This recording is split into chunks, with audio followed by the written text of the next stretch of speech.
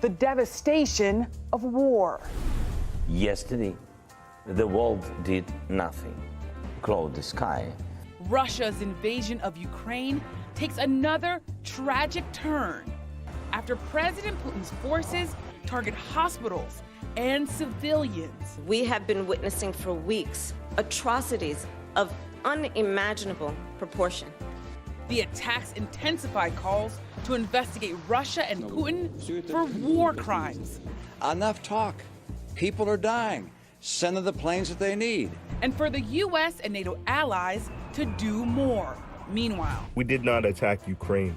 A situation developed in Ukraine which poses a direct threat to the security of the Russian Federation. Russia continues its disinformation campaign. Plus, we're going to jointly announce several new steps to squeeze Putin and hold him even more accountable for his aggression against Ukraine. The Biden administration gets more aggressive, and already soaring gas prices jump even higher. Next. This is Washington Week. Corporate funding is provided by Consumer Cellular. Additional funding is provided by the estate of Arnold Adams, Koo and Patricia Ewan through the Ewan Foundation, committed to bridging cultural differences in our communities, Sandra and Carl DeLay Magnuson, Rose Herschel and Andy Shreves, Robert and Susan Rosenbaum, the Corporation for Public Broadcasting, and by contributions to your PBS station from viewers like you. Thank you. Once again from Washington, moderator Yamiche Alcindor. Good evening and welcome to Washington Week. It's been almost 3 weeks since Russia invaded Ukraine. And as this war grinds on, the death toll keeps rising, and the destruction is worsening. This week, for the first time, Russia expanded its attacks into western Ukraine. It's an area that had been a safe haven and is closer to NATO territory. Also, Russian forces are now surrounding several of Ukraine's largest cities. With all this violence, Europe is seeing the largest exodus of refugees since World War II. On Wednesday, Russian forces bombed a maternity and children's hospital in the southern city of Mariupol. The attack took place during what was supposed to be a 12-hour ceasefire to allow civilians to escape. Ukraine's President Volodymyr Zelensky condemned the assault. A strike on a maternity hospital is a final proof. A proof of genocide of Ukrainians is taking place. Meanwhile, President Biden acknowledged that the new ban on Russian energy imports will mean higher gas prices for Americans. Today, we remain united. We remain united in our purpose to keep pressure mounting on Putin and his war machine. I'm going to do everything I can to minimize Putin's price hike here at home. The president also warned that if Russia uses chemical weapons in Ukraine, it will pay a, quote, severe price. Joining me tonight to discuss this and more, Nick Schifrin, Foreign Affairs and Defense Correspondent for PBS NewsHour. He is back with us in Lviv, Ukraine. And also joining me here in studio, we're so happy to have people in studio, Sahil Kapoor, Senior National Political Reporter for NBC News, and MJ Lee, White House Correspondent for CNN. Thank you all for being here. Nick, you've been reporting now on the ground for 2 weeks, and you said, and I have to look down at my notes for this because it's striking, Europe has not seen this sort of bombardment in 80 years. You also mentioned mass graves. What's the latest here on where things stand, especially as Russia is now going into western Ukraine?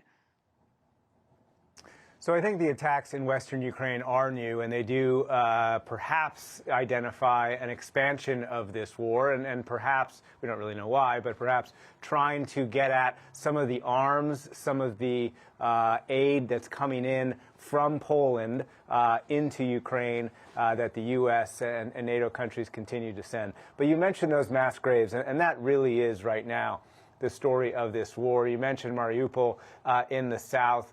This is a city that faced war in 2014 when the Russians initially invaded into eastern Ukraine. But the war in Mariupol today is frankly medieval. It has been a week since 500,000 people had any food, had any water, had any electricity. The Russians bragged this morning that they had destroyed every bridge that led out of that city. There is no way to get aid in, and there is no way to get anyone out. And it has been 6 days straight where the Russians promised that there would be a ceasefire and instead shelled the very buildings where civilians were supposed to gather in order to evacuate. So the level of destruction in Mariupol is akin to what we saw over the last few years in Syria, and the level of suffering of hundreds of thousands of people in that city, as well as other cities, especially in the south, and a couple in the northeast as well, is just extraordinary. And the Ukrainians are trying their best to resist this Russian onslaught, and they're having some success. But in these individual cities where they are struggling so much to get any kind of assistance in and any kind of civilians out, the conditions are dire. Nick, as you say, the destruction and the mass graves being such a big part of the story, you talk about 500,000 people with no water. With all of this happening, more than 2 million people have already fled Ukraine. And according to UNICEF, at least half of those refugees are children. Here's a woman describing the destruction in her city. We don't have electricity. We don't have anything to eat. We don't have medicine. We have nothing. Nick, you were here last week talking about sort of your interviews and experiences with the refugees that are leaving. What sticks with you now in the second week as you're joining us again? I think the main thing for people to notice, if you will, about this particular refugee and internally displaced person crisis is that it is not families, it is women and children. The Ukrainian government has banned Ukrainian men between 18 and 60 from leaving the country unless you have 3 or more children. And so the number of scenes that have played out on so many TV screens across the world over the last few weeks, it is just absolutely heartbreaking to see these families split up. And so the level of fear that people have to have for what's happening in their cities in order to get on trains, in order to get in cars, in order to get out of their cities by any means necessary while the Russians are shelling some of these roads that they're escaping on is just extraordinary. But what is also amazing, Yamish, about this is the fearlessness of many of those men who are dropping their families off at the border and volunteering to fight. The fearlessness of Ukrainian soldiers who are way outgunned and way outarmed, at least on paper, but are really having some individual successes against Russian troops. And so those two things really combine in this war. And you just see the combination of a country that is facing an existential threat, countless families being ripped apart, and yet so many people here defending their land and defending their freedom. On MJ, as we talk about that and you hear Nick describing the devastation, but also the fearlessness, what's the pressure on the White House to do more? There's also, of course, the president said over and over again, we're not going to go in militarily. But what's the thinking as things just get worse? Yeah, you know, even today, the president announced these new economic measures to try to put the pressure on Vladimir Putin. And I think the administration is pretty close to facing an existential question when it comes to these sanctions measures. And that question is, what is the point? What is it accomplishing? Because remember, initially, the reason that the White House held off on rolling out these sanctions was because they wanted the threat of the sanctions to serve as a deterrent. That was not successful. And then when the invasion began, they hoped that the threat of more sanctions would deter Russia from doing a more widespread invasion. That was not successful. So at this point, it does seem like a part of the thinking by the White House is to maybe sort of ramp up the pressure campaign, particularly on the people around Vladimir Putin, the people who are wealthy, the oligarchs who would be very unhappy about some of these measures that are putting place on them. But we have actually no idea at this point whether any of these things are going to work, and whether they have worked in the past. We clearly see that they have not. And Sahil, you are fresh off the Amtrak from Philadelphia. Thank you for joining us. You were at the Democrats' retreat. It's interesting that President Biden today said to Democrats, be very careful about talking about military action because it would be World War III. Based on your reporting and your time at that retreat, how much of this pressure is mounting among Democrats, but also among Republicans, I should say, for the president to do more? And how really are they telegraphing that to the president? Yeah, the footage we just saw there was horrific. The scenes, the violence that's escalating. I think lawmakers are certainly paying attention to that, as well as the cries for help of Ukrainian President Zelensky. He's been very effective at social media. And just this past week, yesterday, Congress passed a major package of Ukraine aid totaling $13.6 billion. That has multiple components. It's humanitarian assistance through USAID, disaster and refugee aid. There is military assistance in the form of weapons transfers to the Ukrainians and neighboring countries to defend themselves. There is economic aid as well for the macroeconomic needs of Ukraine for their energy and cybersecurity infrastructure, as well as the Baltic states. So Congress has gotten its act together on this. Now, how it's going to be delivered is another thing. But the president was very clear today in his remarks that he does not want to start World War III. He used that phrase multiple times. That is off the table, and that's one of the reasons the White House has been emphatic in opposition to a no-fly zone, which is where most members of Congress that I've spoken to also stand. What he does want to do is help the Ukrainians, and he does want to tighten the noose as much as possible on Vladimir Putin and Russia through economic means, even though, as MJ just pointed out, that may not be enough to stop him on this. Yeah, well, Nick, that really takes me to you when you think about sort of what will stop President Putin. There is this conversation going on about the threat of chemical weapons. President Biden said that Russia would pay this, as we said, a severe price if the chemical weapons were used in Ukraine. What's your sense talking to folks? Of course, they're on the ground, but I know you have national security sources. How concerned are they about the threat of chemical weapons? They are concerned, which is why the White House Press Secretary Jen Psaki tweeted about it the other night, and officials have been talking about it. They've been concerned, frankly, for weeks, according to some of the people I've talked to, because they simply don't see an exit ramp. They don't see the Russian invasion succeeding. They don't see anytime soon Vladimir Putin accomplishing what he, at least the U.S., thinks that he still wants to accomplish, which is regime change here in Kyiv, which is essentially overthrowing the Ukrainian government and replacing it with some kind of vassal state. And so because it turns out that that is not so easy in Ukraine, because so many intelligence officials are struggling to figure out what exactly is motivating Putin and what exactly he's thinking right now and how isolated he is, the fear is that he would resort to something much more drastic. Ukrainian officials, frankly, think that Putin has been uncontrollable for a long time, and so they kind of joke because they would agree that he's capable of anything as well.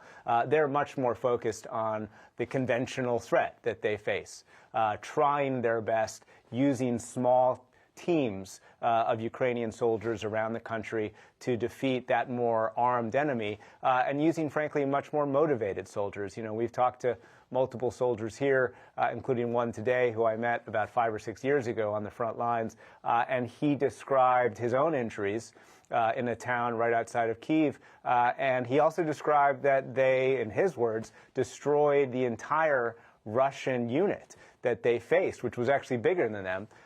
And he said that we were simply more motivated, and the Russians were acting like they were here a day on the job, and they simply did not have the same motivation, the same fighting spirit the Ukrainians did.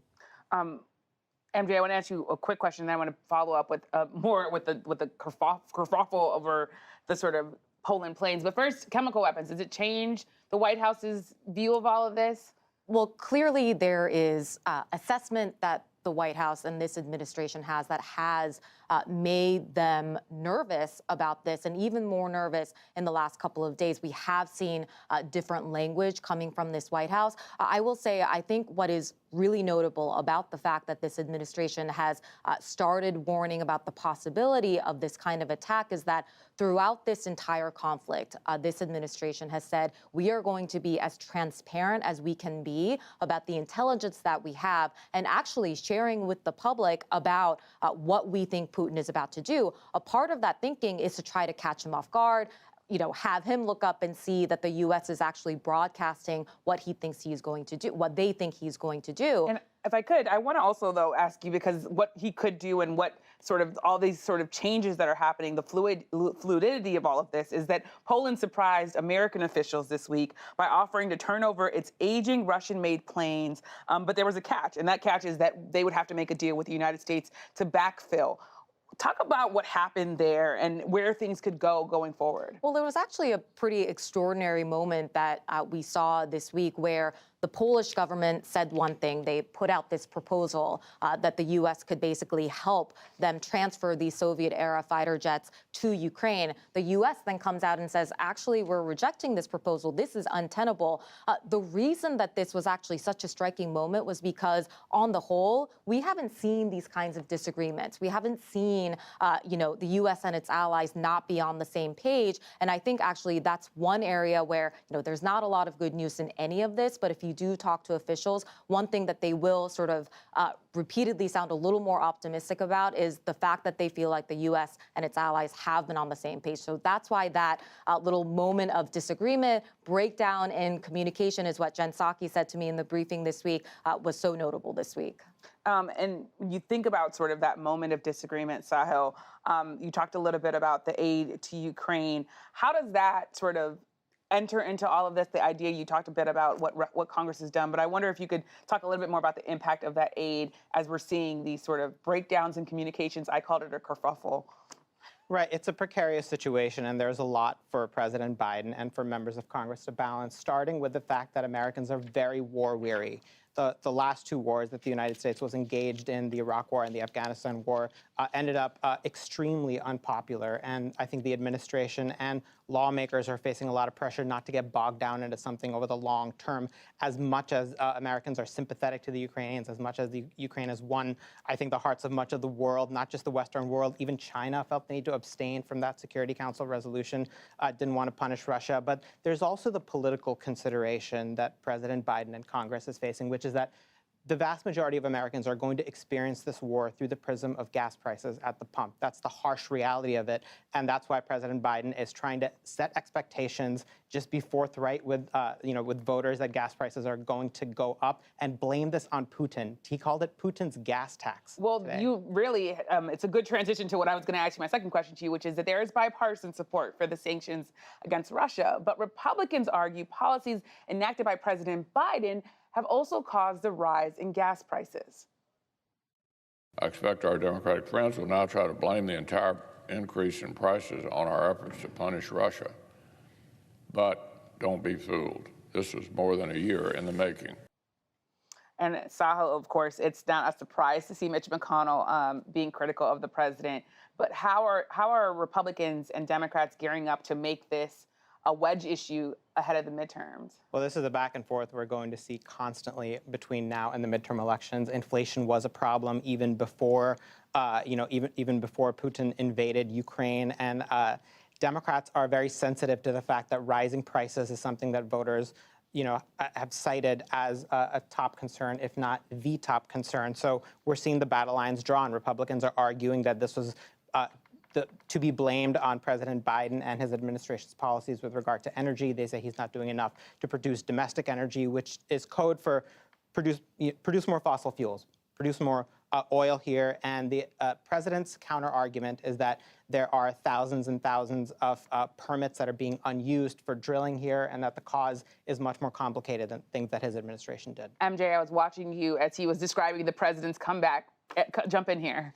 Well, one really telling moment, I think, from this week was when the president sort of laid out all of the things that he hoped to do to try to keep gas prices under control. And he made this promise, right? I am going to do everything in my power to make sure that this is as contained as possible. And then a couple hours later, he goes on a trip to Texas. He's getting off Air Force One, and he says, actually, can't do much right now. And I think that actually is the more honest answer that captures sort of the mood at the White House and this administration when it comes to this issue. It doesn't take actually a rocket scientist to tell you, yes, gas prices are it's a very, very difficult problem to solve. It is not something where you can roll out a couple of policy agenda items and then have gas prices drop. Even the things that the administration is working on right now, boosting global energy supply, having conversations with countries like Venezuela, Saudi Arabia, the UAE, those are all sort of longer term things, and the president certainly knows that. And Nick, as we're talking about this, I want to in some ways make a hard shift here because you're an expert of not just Russia, but also of China. And I had to ask you this question, which is China is sort of factoring in here. Russia's looking at them thinking maybe they can help out because of these sanctions. What are you hearing from your sources about how China falls into all of this? I think one of the main points that we all have to remember is that if Russia is going to need to rely on China for buying gas, buying natural gas, buying oil, and also technological things like chips and aspects that the West is no longer going to sell to Russia, is that China's not there yet. It would take about a decade, officials have told me, for China to build the kind of pipelines that Russia has invested into Europe. And while China has advanced in the last few years, since the Trump administration targeted Huawei and targeted Chinese technology so much, the Chinese advances have come in the last couple of years. They are not where the U.S. is. They're not where the West is. And so Russia simply can't rely on China for purchasing enough oil and natural gas for the technology that it is going to lose or it is losing from the West. So I think that we don't really know how far China will go or won't go. There's some signs on either side, frankly, when it comes to Russia. But the bottom line is Russia cannot rely on China for everything. And in the last 30 seconds here, Nick, I want to come back to you. Just talk a bit more about the fearlessness and how Ukrainians feel about this war possibly going on for months and years. And again, we got about 30 seconds. I want to let you lean in on that. I don't think that they're fully acknowledging that this war could go on for months and years because they are surviving every day. And that ultimately is what this is about. It is a fearlessness born out of necessity, born out of an existential threat. They are fighting for the very existence of their government and their country since '91 being an independent state. And that is what's motivating them, and that is what creates that fearlessness. And it is something that I think has also captured, as you said, the attention of the world. I was struck by the fact that you did a story where children's letters were sent to volunteers fighting on the front lines. It was a moving thing to watch, so hopefully folks can watch that on PBS NewsHour, look it up. Thank you so much to Nick, who's out in the field, and to all our guests for joining us and sharing your reporting. We will continue our conversation on the Washington Week Extra. There, we'll talk about President Biden's domestic challenges. He has a lot, and find that on our website, Facebook, and YouTube. And tune in Monday to the PBS NewsHour for more on the ground in Ukraine. Thank you so much for joining us. I'm Yamiche Alcindor. Good night from Washington. Corporate funding for Washington Week is provided by... For 25 years, Consumer Cellular has been offering no-contract wireless plans designed to help people do more of what they like. Our U.S.-based customer service team can help find a plan that fits you. To learn more, visit consumercellular.tv. Additional funding is provided by the estate of Arnold Adams, Koo and Patricia Ewan through the Ewan Foundation, committed to bridging cultural differences in our communities, Sandra and Carl DeLay Magnuson, Rose Herschel and Andy Shreves, Robert and Susan Rosenbaum, the Corporation for Public Broadcasting, and by contributions to your PBS station from viewers like you. Thank you.